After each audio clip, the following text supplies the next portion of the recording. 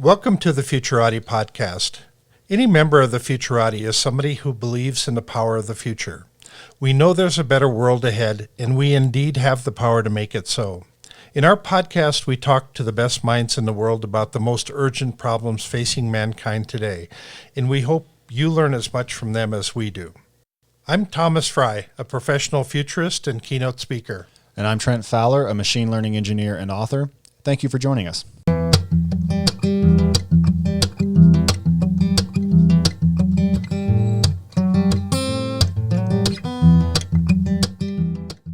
Good evening, everyone, and thank you for listening to the Futurati podcast. Tonight, we're joined by Shermon Cruz. Professor Cruz is the chair of the Association of Professional Futurists, the largest professional foresight association in the world. He is the founder, executive director, and chief futurist of the Center for Engaged Foresight, a strategic foresight and futures innovation firm with global operations based in Manila. He is currently a PhD in future studies candidate and scholar at the University of Sunshine Coast, Australia, and the Government of Australia Higher Education by Research program. If you enjoy this interview, please don't forget to like the episode and subscribe on YouTube or wherever you get your podcast so that we can keep bringing you this great content. All right, Shermon Cruz, thanks so much for joining us on the show. Good morning. Yeah, thank you very much for the invitation and looking forward to several minutes of conversation about futures and beyond. Yeah, we managed to grab several minutes with Shermon, which if you remember from the introduction, is his time is quite precious and quite limited. So thank you for talking to us. Yeah, I have this dying question I wanted to ask you. Should we gamify citizenship? And you like to talk about gamification of things. And, as a society, we're really good at punishing people for bad behavior, but we're not good at incentivizing them for good behavior. And so we don't even know for sure what it would be that we would incentivize, what would qualify as good behavior. But in some respects, China was doing some of that with their I don't know what they called sesame credits or social credit scores. So what's your thoughts on gamified citizenship?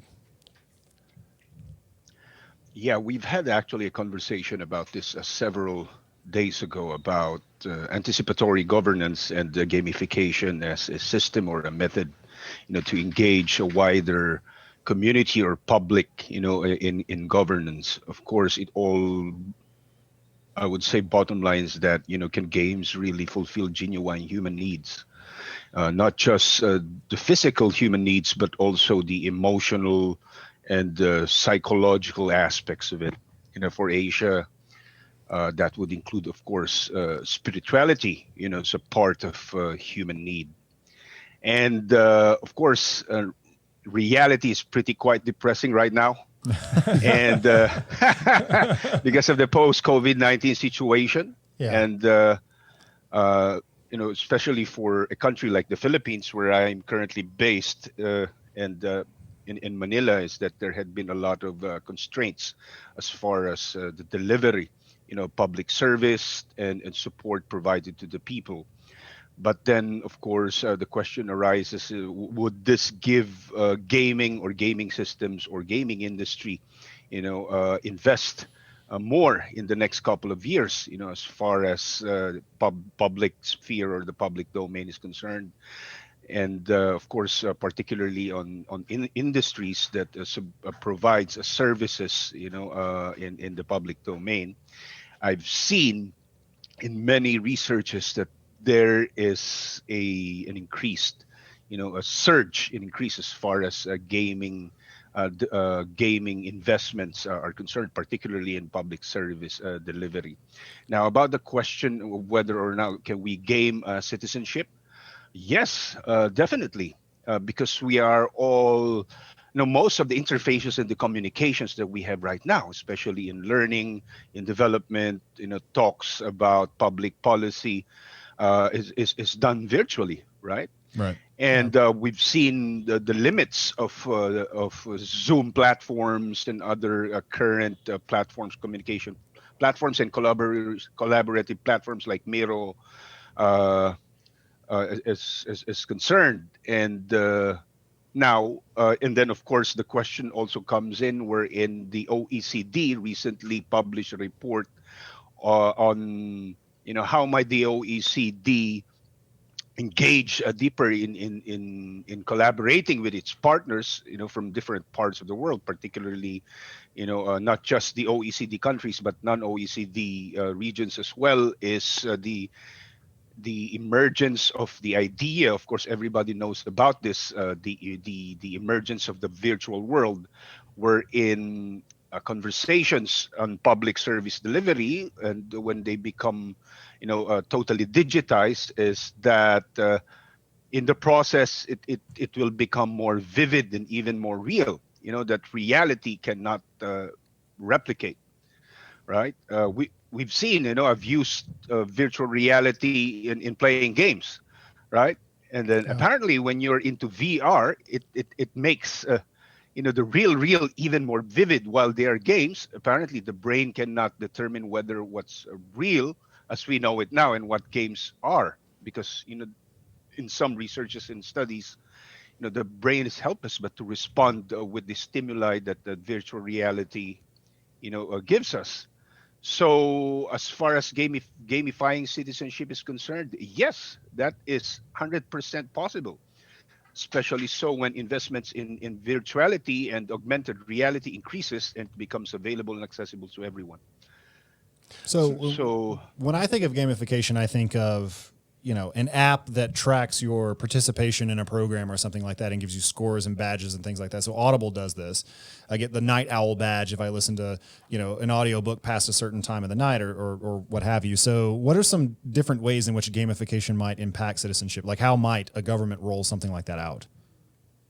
yeah, of course, this leader badges, and I know these are the traditional types of games or gaming systems, right? Right. Especially applied in the corporate industry. We've been doing that in the last 10 years, but then gaming is even becoming more deeper and more engaged, and they've started to wonder, the gaps, and the weaknesses in the traditional types of gaming systems. Now, let's just say. As far as gamifying citizenship and citizen engagement are concerned, is for example in the process of referendum.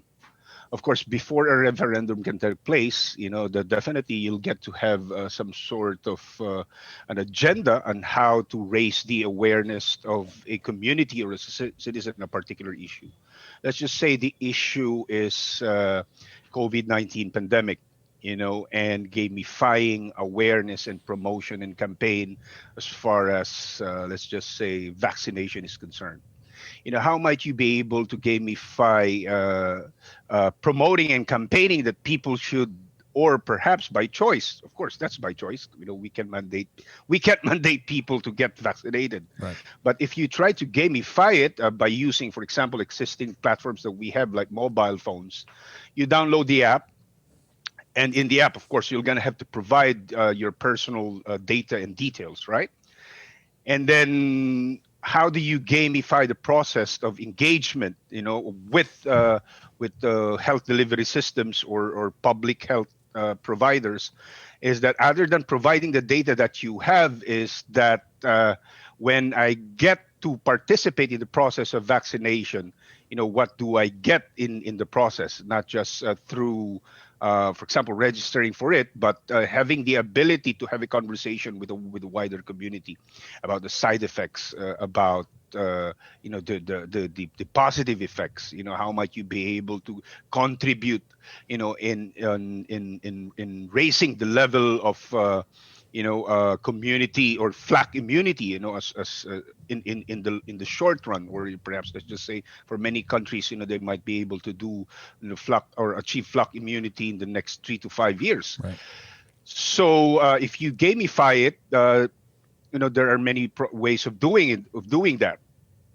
No, of course, the design is another issue, but gamification, really, the intent is, to enable, public service delivery systems to participate more and even better. I'm going to give you another example. Is for example, in the Philippines, there was one developer from the U.S. That when you play this game, you get to earn at least like around $100 and $200 a month, right? But just by playing this game. And then the algorithm from the back end is really about getting data as far as societal and demographic indicators are concerned, and people's choices when they play that game. Wow. Without them, of course you have to sign up. Right. But people in the Philippines, especially in those living below the poverty area, download this application, and they get the incentives that when they play this game, they'll earn an income of at least like around $200 or $300 minimum. But you can earn more income, the more you spend in playing the game, and of course the more points that you get. But then, of course, from the back end, these games are funded by international financing institution, to get data, for economic and societal development. Yeah. So imagine that. So we had played around with a scenario where the idea of rewarding something, a natural act in society, just the idea of creating a smile on somebody else's face, you would get a point for that. And so depending on how many smiles you created around a city, that could generally change the attitude of a community dramatically. And then I don't know what you get as a reward for that. Maybe you get somebody to smile back twice at you, but Starbucks gift card. a Starbucks gift card. Well, so maybe I'm just not a very good person, but my first thought is, okay, well, then I would just pay people to smile at me, or I would like set up a smile exchange program to like break the algorithm. And I don't know, like I'm a machine learning engineer, so I think a lot about how these algorithms can go wrong, but yeah, that seems ripe for. I like the idea. I like the spirit of it, right? So, but you have to have some check in place to make sure that it's genuine smiles. It's like a Duquesne smile, not just somebody smiling at you and you smiling at them. So that you can, Well, we've all seen on Black Mirror how it can go woefully wrong. So Yes, definitely. Yes, right. Yeah, we don't want that to happen. No. So. Yeah, I've seen that in my kids, and I bet you've seen this in many kids and even adults. Right, that games can actually like change people's behavior. Mm-hmm. Right. By playing a game over time, consciously or unconsciously, the gamer, the game, can change people's behavior. Right. Including decision making when they're faced with particular situation or circumstances. Yeah, gaming is serious. Games are. Gaming isn't a game, I guess you could say. Yeah. But gamers, but gamers consider games as games. Non-gamers aren't. Right. Right. Yeah. So being in your position right now as the head of the Association of Professional Futurists, obviously you come into contact with lots of unusual ideas and lots of different perspectives. What are some of the things that are really catching your attention right now? Yeah, of course, one is the issue of foresight, the future of futurist and foresight organizations. Okay. That's one. Recently, we had a conversation, the Global Foresight Summit, about that. And, folks, we've gathered the World Future Studies Federation, the Millennium Project, and the Asia Pacific Futures Network, which is a network, not an organization in Asia, and the Association of Professional Futurists, which, of course, are represented the APF. And then what I learned in that conversation is that there is an emerging, I would say, a difference, on how Generation 3 futurists organize and collaborates, and compared to Generation 1, Generation 2 futurists in the 80s and the 90s. One is that futures and foresight organizations that were organized 10 or 20 years ago, how do I say it? Revolve. These organizations, emerge based on similar interests and preferences for particular tools and methodologies. Right. Like the organizers of the APF, organize, other than the issues, of course, but if you try to look into the APF foresight competency model, so you can see the tools and methods that American futurists used and that they prefer and that they want to promote in the foresight process. Now, of course, which is of course during those period until now, just recently, that it wasn't really that global, but rather it is really a North American organization. Now, if you go to the World Future Studies Federation, these folks who, of course, that's 50 years old. But then if you try to look into their history in the last 20 years, is that they have a preference for socio-cultural, civilizational foresight conversations and practices. While APF tried to make the agenda or the focus on consulting, corporate consulting or professional foresight, as they would like to say it, and the WFSF is more concerned about the academic, and the future studies, and then of course civilizational methods as accentuated.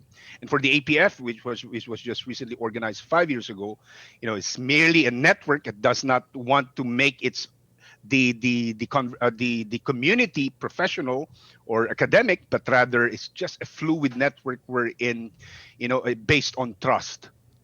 How are those methodologies different? So if corporate futurism, consulting with businesses versus thinking civilizationally versus thinking academically, I mean, those were kind of the three paradigms you laid out. How are they different? I think there's no difference, just the intent and purpose. Well, how are the intents and purposes different? Like, for example, for consulting, right? Like you get paid to do foresight work. Some of the tools that were framed in the APF is actually being used by academic as well, right? Yeah. So the World Future Studies Federation used these tools and methodologies for academic purposes like research and publication and academic advisory, so forth and so on. However, for the APF, it's if they use, for example, they use the tool, the Round Table Delphi, right? The method for horizon scanning is that they use it for planning, strategy development, and those kinds of stuff that are related. Now, the organizations back then were like a membership driven, right? That in order for you to be a part of the club, you have to be a part of the club. But then what emerged in that conversation is that can Futurist and Foresight organization move from the club to beyond the club? Wherein Futurist and Foresight organization, regardless of where you're a part of, is that the aim really is that to increase and amplify the influence of Futurist and Foresight organizations around the world, to influence global public policy, like, for example, climate change, so forth and so on. Because Futurist and Foresight organization thinks about the long term. And of course, UN is catching up on that. The World Economic Forum has an agenda on the long term, but you don't really see, perhaps rarely, Futurist and Foresight organization taken for their statement as something influences public policy later on, at least at the global level. And then, can Futurist and Foresight organization move beyond the club? That was the issue. And then for Generation 3 Futurists, yes, that's possible because, like, for example, me, I'm currently the chair of the APF, and I'm also the chair for the Philippine nod of the Millennium Project, and I started my career as a futurist with the World Future Studies Federation.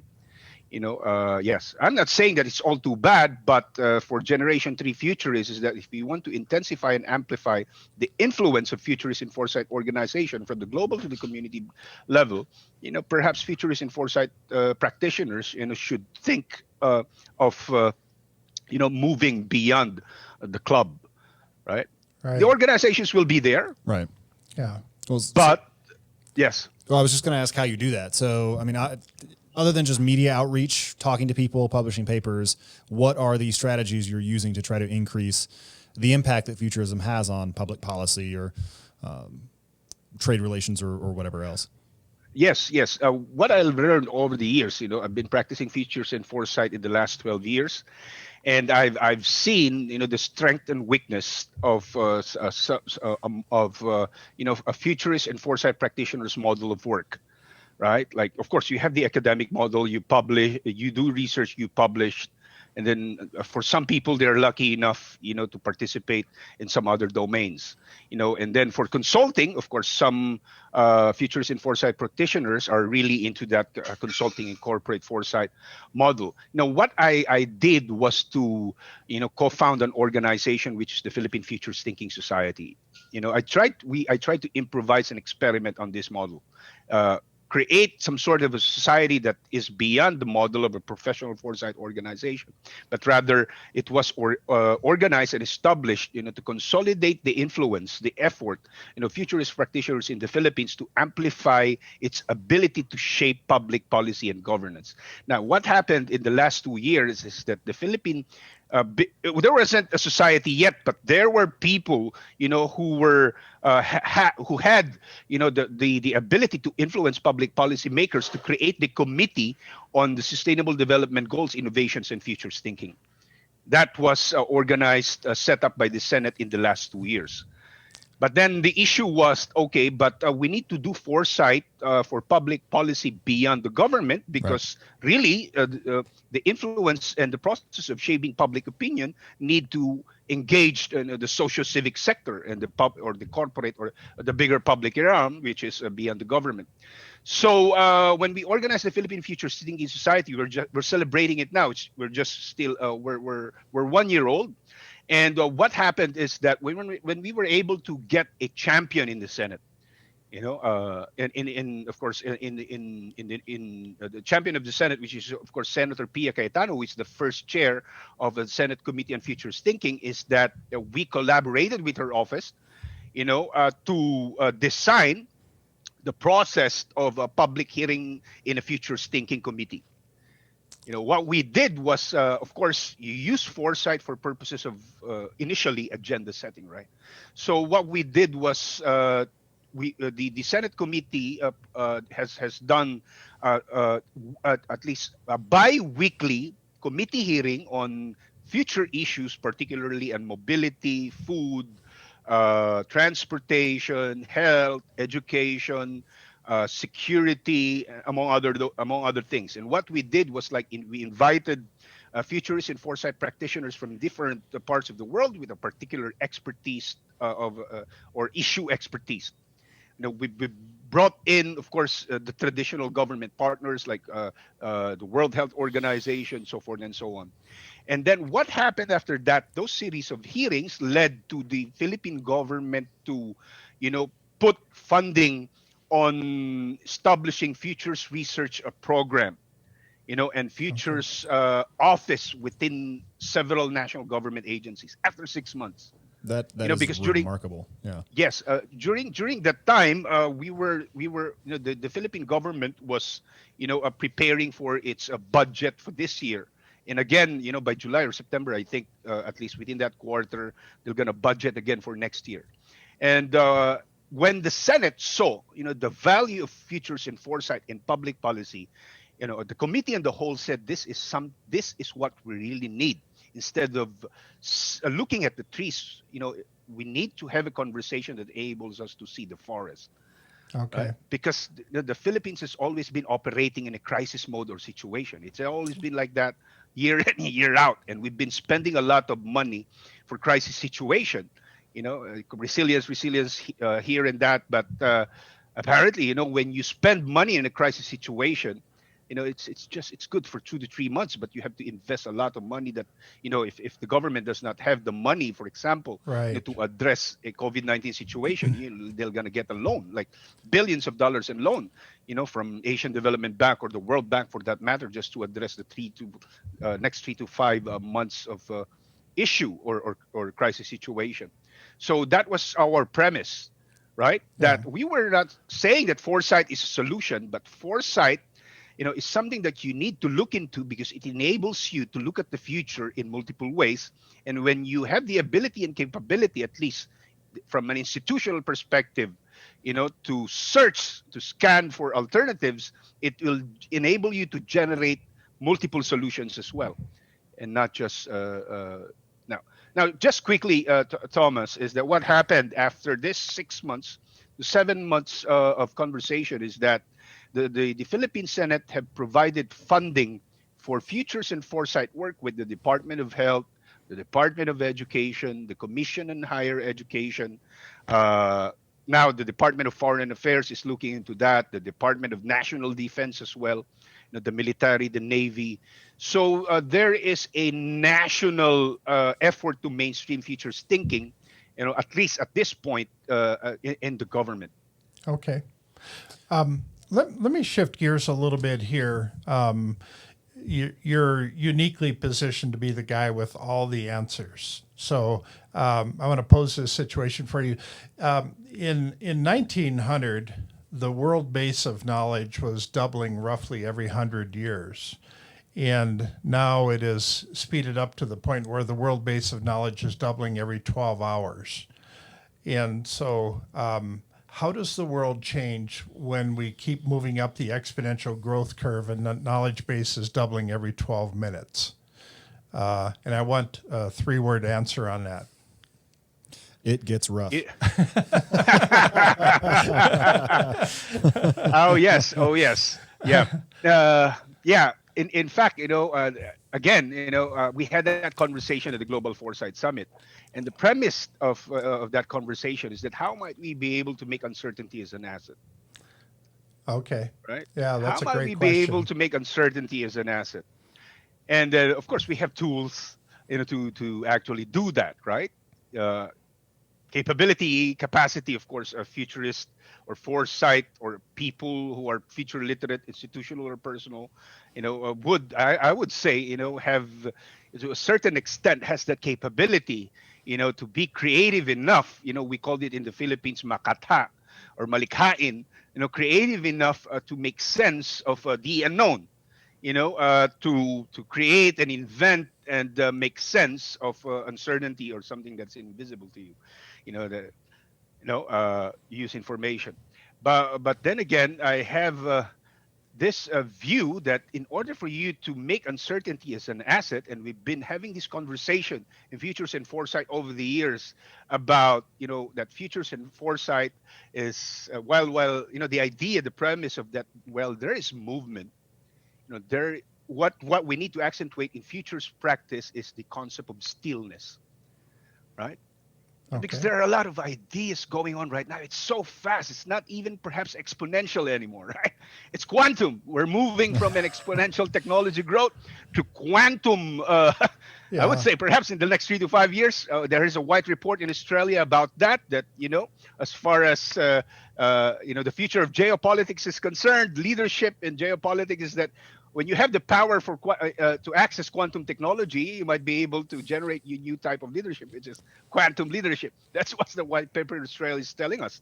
Now about that is that when you're faced with these kinds of situation where everything is changing so fast and there are a lot of innovations going on, how might a futurist and foresight practitioner do other than applying the AI, the tools that are available to us right now? It gets more sophisticated in the process in that.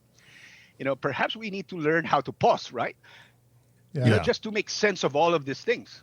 Right. So what I was saying, at least in the context of, let's just say, philosophy of the future, is that while there is movement, perhaps now is the time for futurists and foresight practitioner to see the value of its stillness in order for us to contemplate better on the changes that is happening right now or could the change in the future, in order for us, to have a better reflection, of what could or should ought to be, Right. as far as the future is concerned.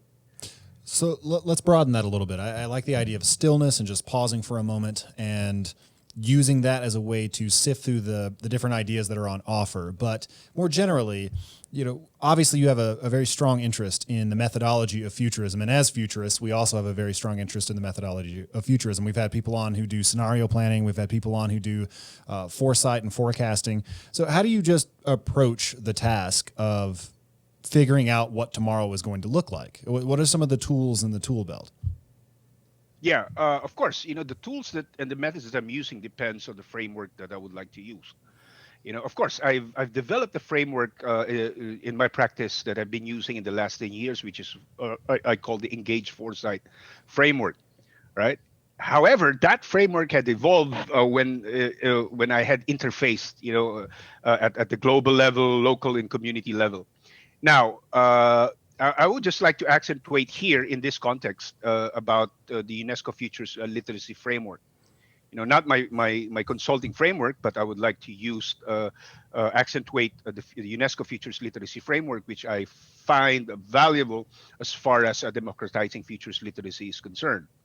One is, of course, the reveal phase. Now, there are three phases in the UNESCO Futures Literacy Framework.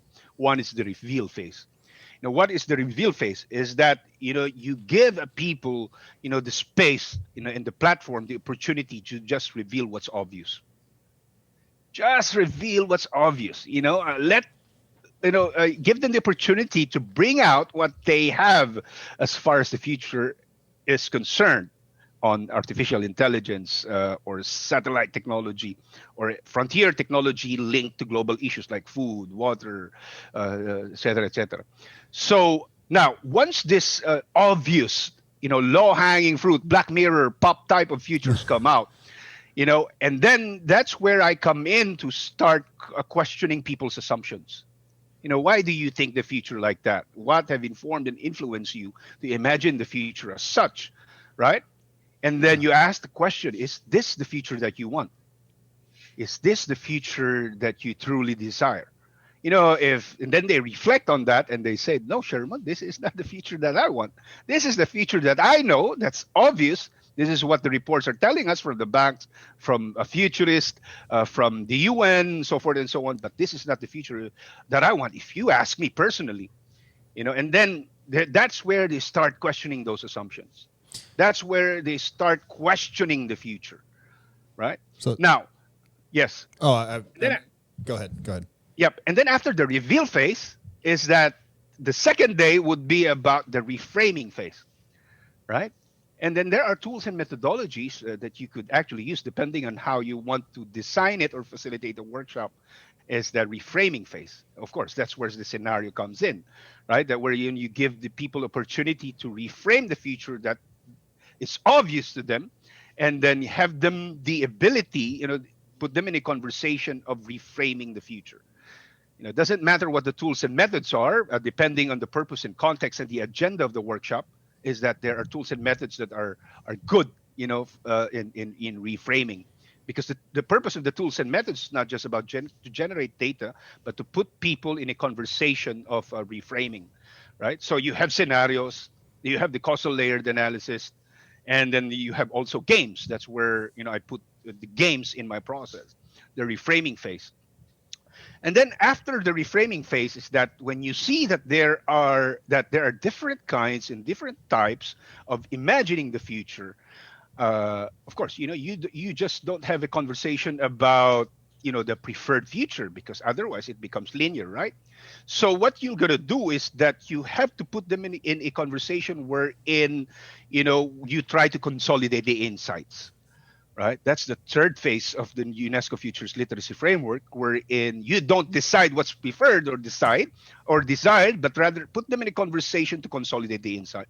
What insights did I get in the conversation of a particular alternative future scenario, bad or good, worst or weird, whatever that might be? So you try to consolidate the insights in this for alternative futures world. And then what happens in the third phase about insights is that is where people feel empowered and realize that this is what futures literacy is all about. It's all about reflecting and knowing what the insights are. Because insights are the things that you haven't seen before or known before, but once you see it, you can't unsee it, right? And when you can't unsee it, it bothers you, right? Right. So yeah. So when you have these insights, and then you talked about the real thing, linking the insights from the future to Monday morning questions, which is of course the next steps. What I'm going to do on Monday morning. Now that I have these insights from the future with me now, it's pretty vivid and visible. I cannot sleep, because it's really like, wow, I'm so excited and I feel like the future is an adventure. And then what I'm going to do on Monday morning. So that is how I do the futures literacy framework and process. And what I realize is that it always leads to Monday morning next steps. Suddenly, some folks from here and that would call you, Sherman, I would like to embed futures literacy in the way I do planning, strategy, policy making, so forth and so on. Okay, so to make sure I have it clear, the first step is to elicit their own views of the future, like what they consider obvious. You say, okay, what's the future of the blockchain? And they say, well, soon all currencies will be handled on the blockchain. But that's just, to them, it seems clear that's the trend, right? And then you question their assumptions. You say, okay, what is it that leads you to believe that? Right? And then after that, you have them evaluate that vision of the future that they've painted. Is this actually a world you want to live in? And then you reframe it. And then there's sort of consolidation and trying to figure out how it's actually going to connect to the next steps. Is that right? Right.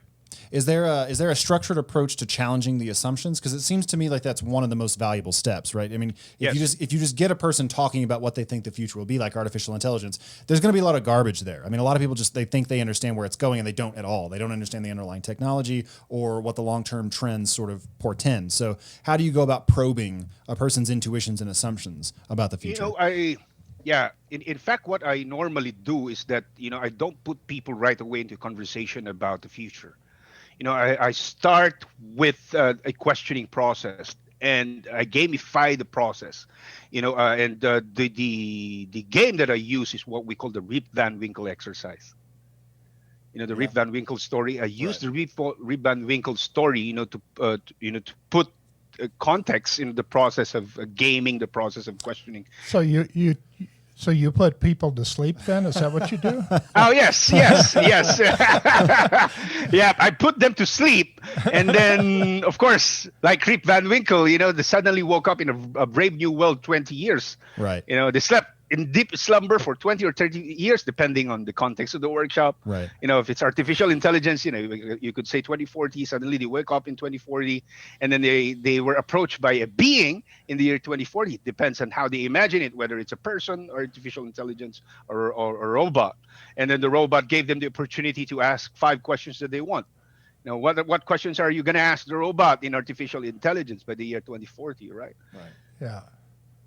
Yeah, and then if you have like 10 people in a group who's exploring the future of artificial intelligence of course, artificial intelligence in the future of, let's just say, water, and then they're going to have to generate 5 questions that links AI and water. Right? Okay. Yeah, and then what you get in 30 minutes of asking questions is that you've got like around, most of the time, what I get is like I have 20 or 30 questions about the future of AI in the water industry or in water resource, something like that. Okay. Right. Yeah. And then when you have this 20 or 30 questions, and then you have to put them in a conversation wherein, okay, of all the questions that you've asked, what's the most compelling question? So could you do that with any pairing of technologies or issues? Could I just say, okay, like could I put blockchain, AI, quantum computing, a bunch of slips of paper in a hat, and then, water security, food security, climate change, geopolitics in another hat, and just pull them out and just generate pairs and have questions about the relationships of these two? Like, does it always work that way, or do you go into a workshop with the idea that we need to think about water? That was just an illustration, an example. Yep. But of course, it depends on the theme of that workshop, right? So, but you can, if you want to do it as a group, or if you want to do it as some sort of at least 2 people are involved into the conversation, you can actually do that. But the point is that what I've learned is that when people are asking questions, they start to wonder, right? Yeah. Right. Yeah. Yes. Instead of saying that this is the future or making statements about the future, which is pretty quite arrogant, right? Right. So, but when you put them in a space of asking questions, initially in the first 3 minutes, it's just pretty like, challenging to ask questions about the future. But when they start to get the grip or grasp of it, like, they're in that space of questioning that you'll be surprised by the questions that they're asking. I haven't thought about this before, this type of question. Yeah, like, but very, very likely if you have a room full of bankers, they're probably going to, they talk about water, their eyes are going to roll back in their head. So Well, they can't see their reflections in the water because they don't have souls. Right, so, no. Kidding. Bankers are perfectly fine. In the evaluative step, right? You have these people paint this picture, and then you ask them, well, is that the kind of world you want to live in? Are there any themes that emerge out of that process? Like, are there visions of the future that people consistently reject, or are you kind of surprised at the variety of futures that people are okay with? In the initial process, of course, they are not conscious and aware that later on when they see it, it's that majority of the question that they ask, like most of the time, like 70% of the question that they ask are highly technological type of questions. Right. And then I try to show them that this aspect, for them to realize that is that I use in-spec analysis as well. Like, it's the drivers of change method. So the in-spec analysis was developed by, a futurist in Australia. And, of course, we have steeple, steep, pastel, those kinds of stuff. Right. But in-spec analysis is that it includes culture into the drivers of change framework. Like, in-spec is an acronym for ideas and innovation, nature, society, politics, economics, culture, and technology. Good Lord. Sometimes we put the plus that includes culture, right? Which is of course, like if you're into Asia, is that you can just use pastel or pest or steeple because Asians have heritage. Heritage is a very critical and crucial element of futures and foresighting. Of course, you cannot just ignore culture here, right? And ethics and spirituality, because like Islamic communities, it's like, they don't dichotomize spirituality and government or the state, right? It's embedded into their narrative. So how might you be able to, bring those perspectives in about, questions regarding spirituality, or how might spirituality or culture play into the process of development or futuring.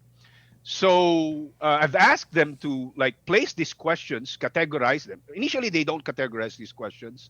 And then I've asked them later on to categorize that. And then they try to look into the most compelling questions. So of the drivers that they have, what are the top 3 drivers that has the most compelling questions, right? So in that they would see, oh my God, we're only asking about the technological questions, and then they would realize as well that most of the technological development, or when the market rolls out a technology or an algorithm, is that embedded into this development are also ethical questions, right? That's when they start the ethical questions about deploying technology like facial recognition. Right? It's not just about adopting or integrating technology into your system, but rather, the ethical questions wherein that's where futuring and foresight becomes grounded and informed by, of course, that community's perspective when the ethical, the cultural comes in. So how do you approach the problem of ethics and technology? Do you have a framework that you use, or do you kind of let the conversation guide how people think about it? Yeah, I don't use any tool or method because we don't have that yet, unless of course you use the causal layered analysis, right? The causal layered analysis is an analysis that enables you to deepen the conversation, not just the news headline and system, but also the worldviews and myth and metaphor that people have. So when people engage in conversation about worldviews and the mythology and the metaphors that they have, is where culture emerges. Right? Or the ethical questions emerges. Yeah. Yeah. So what is causal layer analysis? I actually don't know what that is. Yeah. Causal layered analysis is a tool that was designed by Swahili and Ayatollah in the 1990s. And over the years, it has published around 2 books on causal layered analysis, case studies. The first one was, of course, the CLA Reader. And now they several years ago, I think 5 years or 7 years ago, the book CLA 2.0 was published, and I was told by Swahil that the CLA 3.0 is coming up. So it's for Swahil, the premise was that there are the different levels and layers of truth, right? And it was informed, of course, by a social Indian philosopher that consciousness has layers. Right. One is the conscious mind, and the subconscious mind, which is quite popular in the West. Right. But then, of course, in Indian philosophy, they have 3 other layers, which is, of course, the supramental level, Imagination, right? Right. It's not subconscious. Imagination is not subconscious. Imagination is supramental, right? Intuition is supramental. It is not the domain of intellect, right? So it's intuitional. And then you also have the subliminal, which is, of course, wherein noble, virtue and values, is in that plane, like conscience, right? The subliminal mind, the sublime. And then, of course, in Asian culture, you also have the subtle causal mind. Is that the premise and the idea is that while there is data, there is technology, there is movement, tools and methods, and ideologies and worldviews, there is also divine or cosmic intervention. That is the subtle causal layer aspect of it. For Asia, while we have all of these things, there is divine intervention. It doesn't necessarily mean religious but the spiritual aspect of it. So of course, we all know. Is that how CLA works? You just try to parse out. No. We don't tell them that, of course. But the premise, behind the CLA analysis is that to cover multiple layers of truth. Okay. That people has. It works for Asia, in fact, for indigenous communities. You can just put indigenous communities in a technological conversation without these people having to, reflect on the value of their indigenous ways of knowing, which is in fact right now when you talked about regenerative futures or the idea of regeneration is where the indigenous philosophy or narratives emerges. Like recently we had a workshop in 2 years ago together with the United Nations Framework for Climate Change. We put at least around 100 people. The UNFCCC branded them as visionaries, from different sectors like philosophers, academics, left, communists, socialists, venture capitalists. You put all of this technology developer from the automotive, all kind of industries. It was an experiment.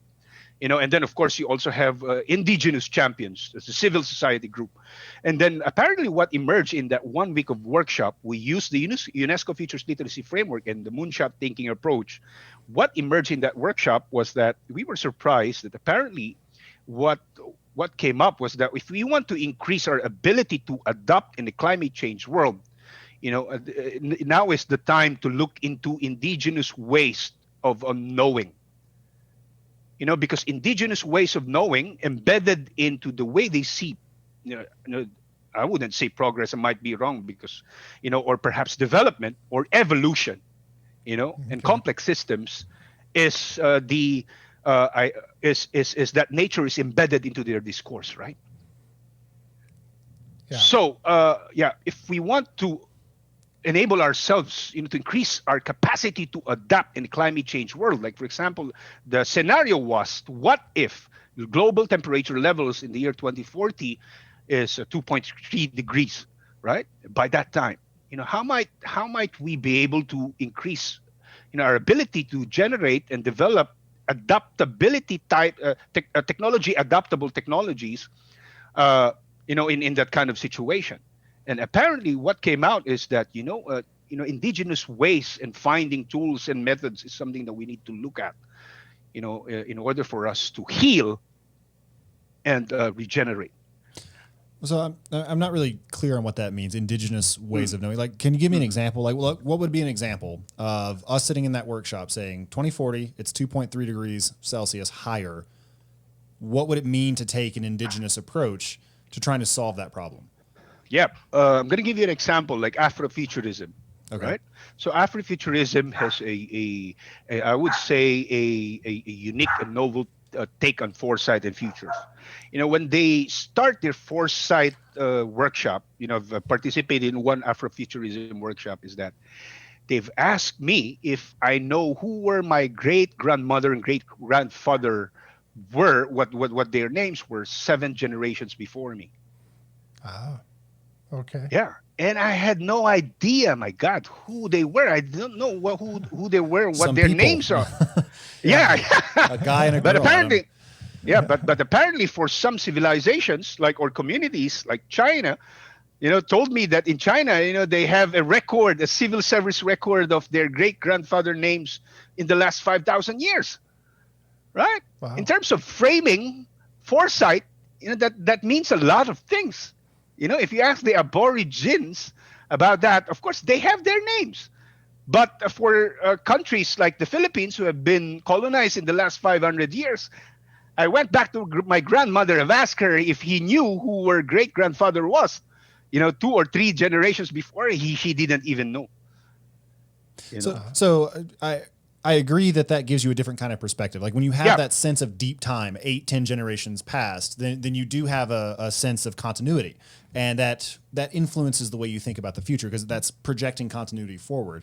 Is there anything more concrete than that? Like, is it just a matter of reframing the way you approach the problem by considering different perspectives, or do they have actual technologies or actual ways of interfacing with the natural world that you can use as well?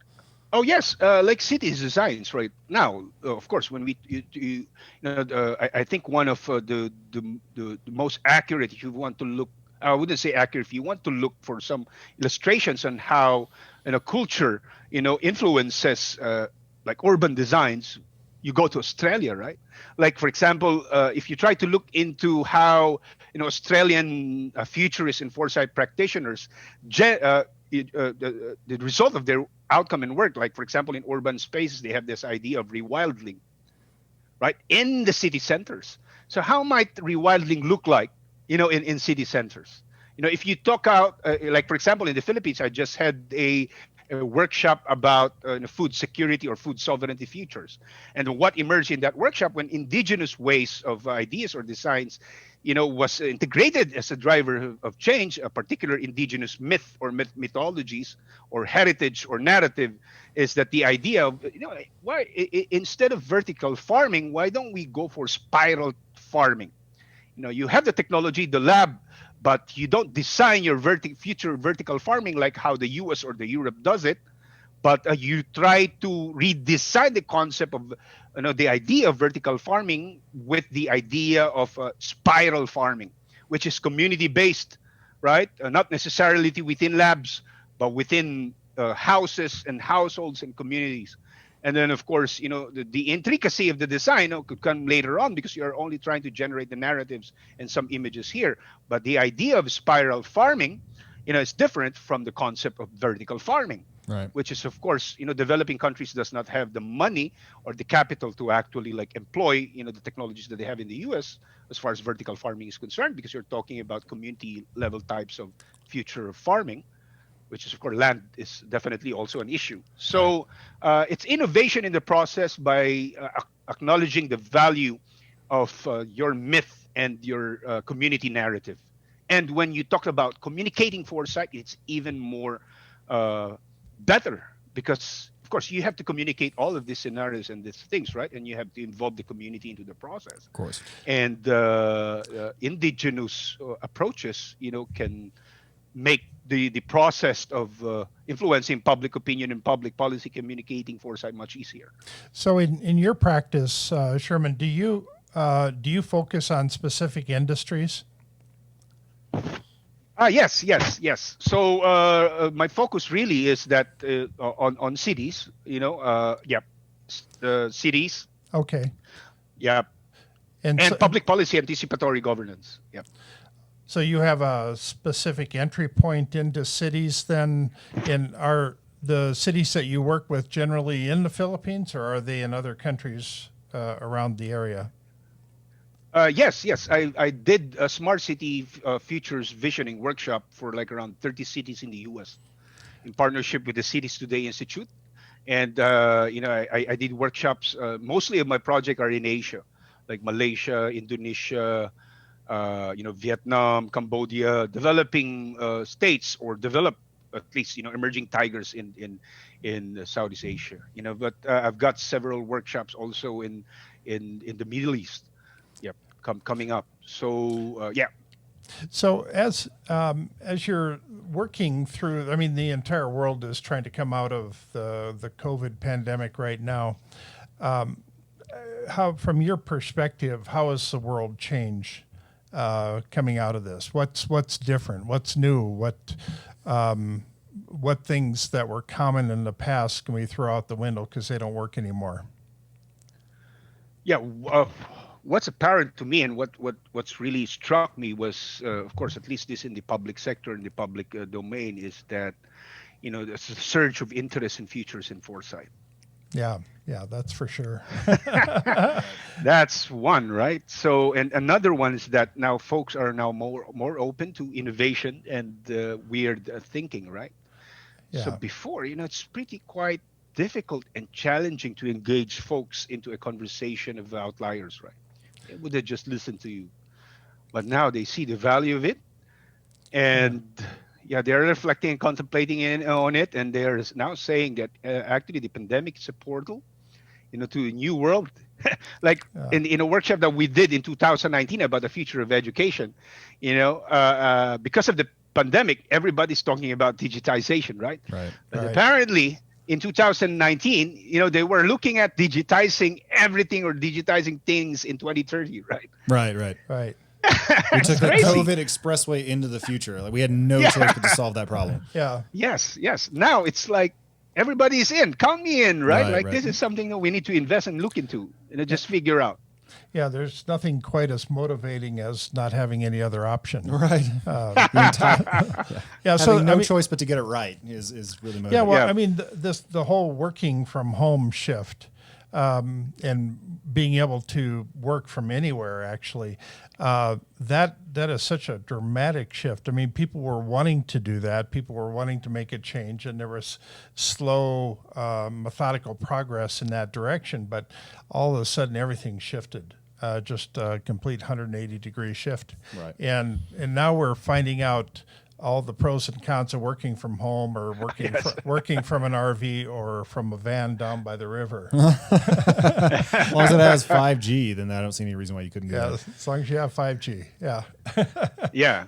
In fact, about work from home, of course, we've heard some anticipation about the beauty of work from home back then, like 7 years ago, right? When we ask about, okay, what's your desired and preferred future about the future of work?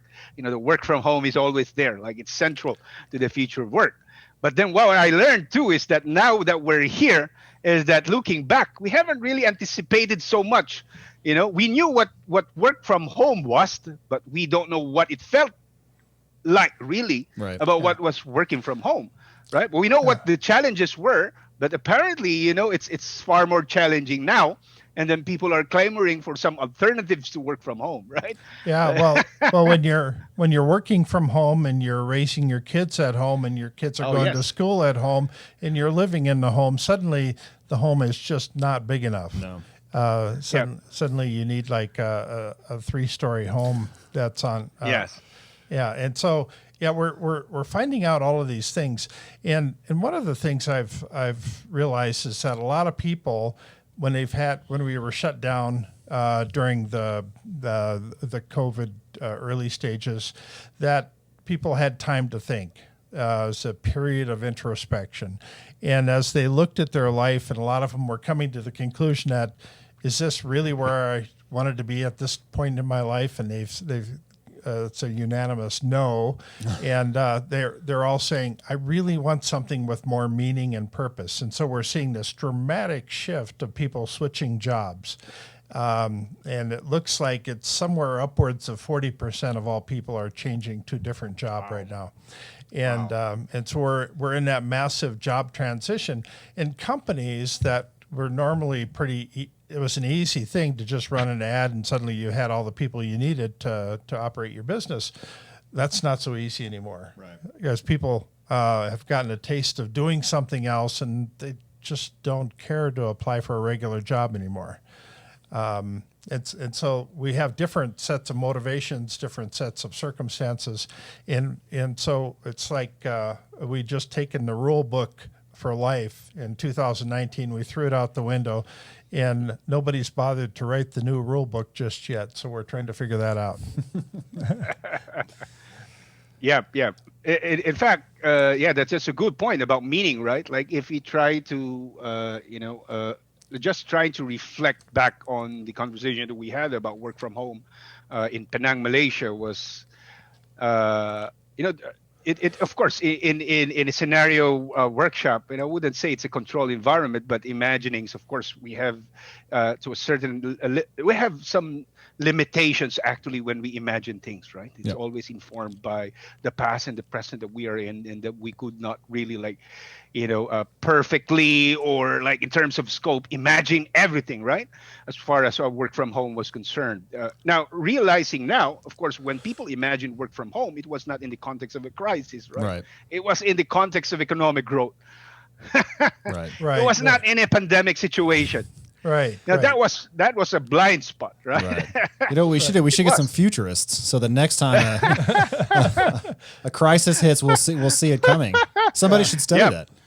Yeah, and then another one was that work from home is that it was the desired future. Like you have the worker working from home without having to, the imagining wasn't like you have your kids also studying from home. It Yeah, wasn't exactly. like that, right? Exactly. I didn't Right. foresee myself sharing all my space with my 4-year-old and my 2-year-old.